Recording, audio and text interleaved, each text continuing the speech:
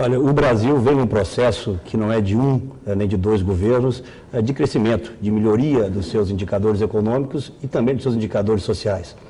Eu costumo dizer, Leandro, que os historiadores, os cientistas políticos, fora das paixões do momento, vão, no futuro não muito distante, compreender o período que se inicia ainda com Itamar Franco e a concepção do Plano Real, passando pelo governo do presidente Fernando Henrique, com a estabilização efetiva da moeda, com a modernização da economia, com as privatizações, com o PROER, com a lei de responsabilidade fiscal, com o início dos programas sociais, continuado pelo presidente Lula, que manteve os indicadores, os pressupostos macroeconômicos,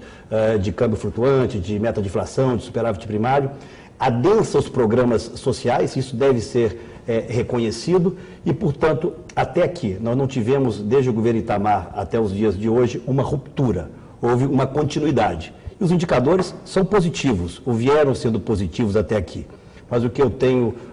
para dizer como análise do momento econômico é que nós estamos perdendo sucessivas oportunidades de empreender medidas estruturantes no Brasil. A grande agenda das reformas do final do governo do presidente Fernando Henrique é a mesma agenda inconclusa de hoje. A questão tributária, que nos faz ter uma das mais altas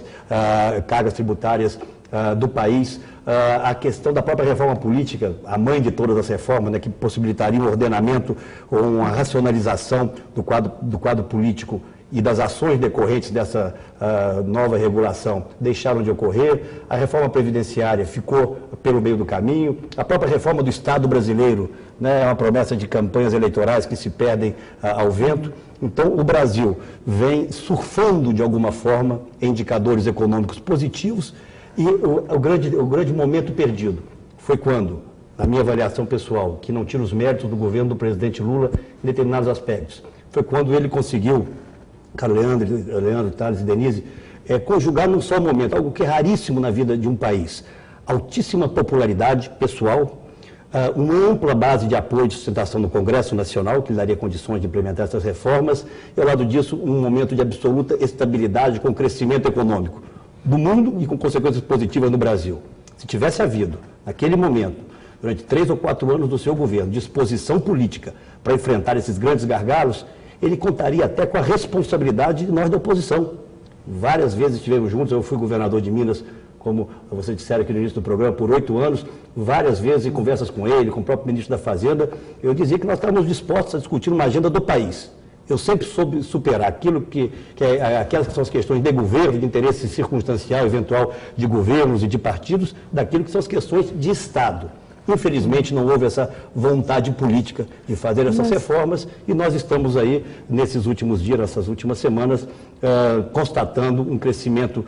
pífio do nosso PIB, que poderia ter sido muito diferente. O Brasil foi o país, por mais que o governo comemore esses índices, foi o país que menos cresceu em toda a América do Sul. Agora, o próprio ex-presidente Lula dizia que, eu tentei fazer as reformas, mas o Congresso não deixou. É natural colocar a culpa no Congresso. O senhor acha que o Congresso teve sua culpa nessa história? Olha, eu